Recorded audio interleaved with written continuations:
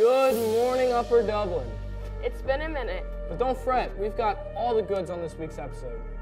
We'll take a look at how unathletic Quinn is, Ari looked into the fundraising around Upper Dublin, and we finally addressed the UD prompter.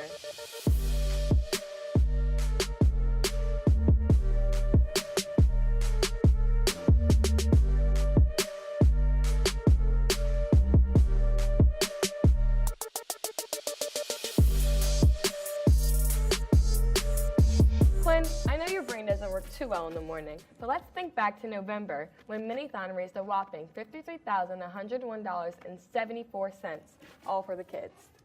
My brain is actually working fine, Jada, and are you sure that information's accurate? Quite positive, actually.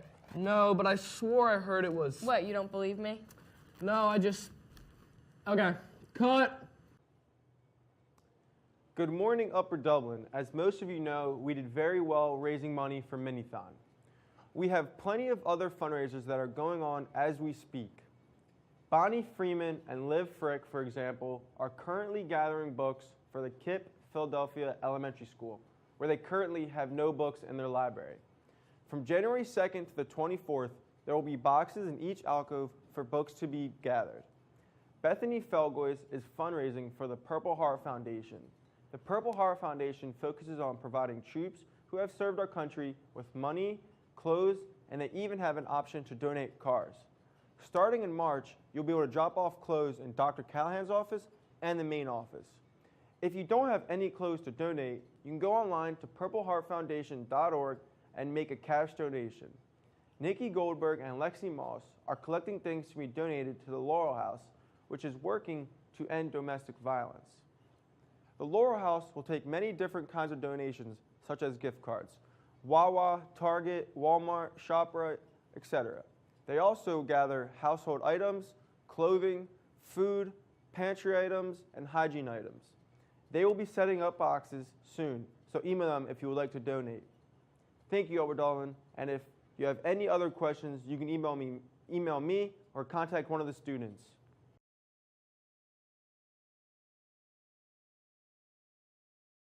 Great coverage out there, Ari. You're doing great work. Does Ari ever make you want to sing some Aretha Franklin? What does that even mean? You know, Ari, S-P-E-C-T. I legitimately have no words for that. So Quinn, when you're feeling bold and you're like, maybe I'll go for a run today, where's the first place you think of? Go. Montauk.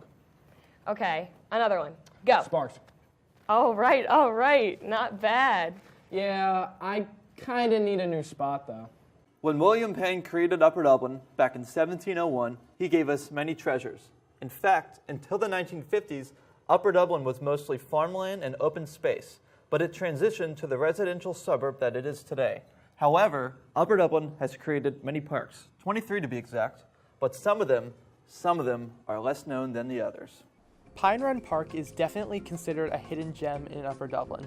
Its spectacular hiking trails allow for vigorous exercise for anyone who desires. The very large fields here allow for large team activities or even intramural sports such as soccer. Henry Lee Willett Park, named after the Pennsylvania architect Henry Willett, is known for its beautiful tennis courts and trails. The playground here is filled with lots of fun and activities for the younger children as well. Veterans Memorial Park is a beautiful piece of land that is located right off of Highland Avenue in Ambler, minutes from Upper Dublin High School. This park is one of the least visited in the township and features a quarter-mile walking trail, a playground, and beautiful memorials to honor the veterans that served our nation. Finally, our last hidden park of the day is 3 Tons Park. Used for Little League Baseball, the field here is named after the unofficial community 3 Tons. The park also has tennis courts for use. In fact, Upper Dublin used to have a school here named 3 Tons Junior High. So Upper Dublin, remember to get outside and check out some of your local hidden UD parks. Thanks, Levy. I'll be sure to check out those parks. No promises from me. Hey, is it true you got the class president to do another over and under? Yes, I did. Over Under is back, ladies and gentlemen, and this week's feature is Connor English.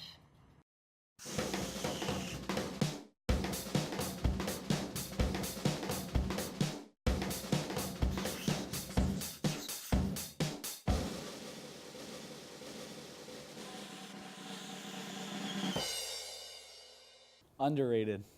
You want to show some power? You walk down the hall with one of your agendas. Teacher walks down. You got a pass to be in this hall? Yeah, I do. You're holding that thing up.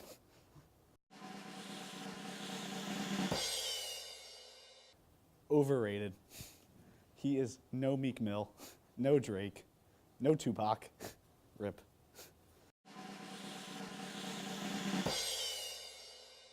Overrated.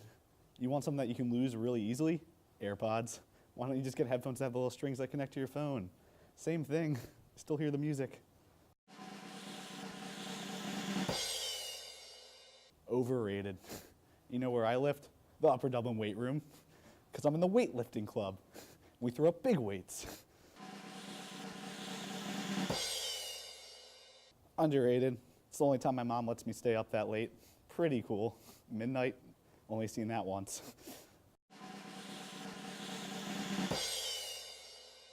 Underrated. We are. There's also like a million Penn States. Penn State Abington, Altoona.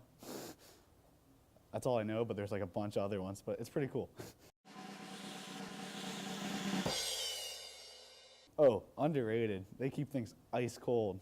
Like, one time I put chocolate milk in my sister's hydro. She got mad, but it still tastes really cold all day.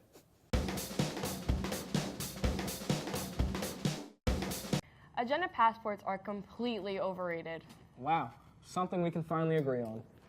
All right, UD, we've got some big things going on in UDTV. Yes, Josh was able to track down some local celeb police and ask what they do when they're out patrolling the streets.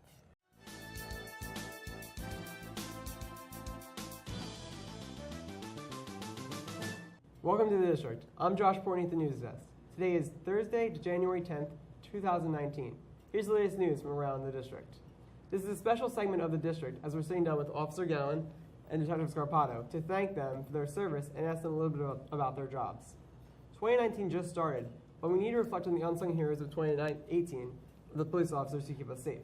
So first, thank you, Officer Gowan and Detective Scarpato. Now let me ask you, Officer Gowan, why did you decide to get involved in the police force?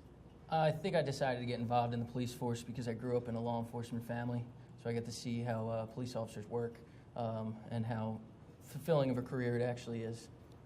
All right. And how do you become a police officer in Upper Dublin?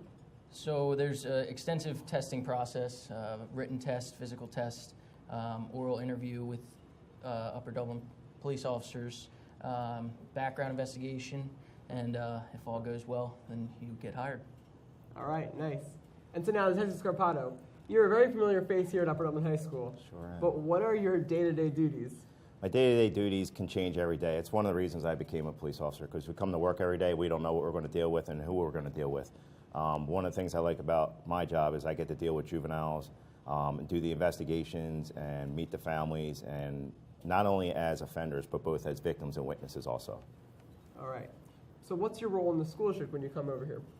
My role in the school district, it all depends on what the situation is. I have multiple roles here.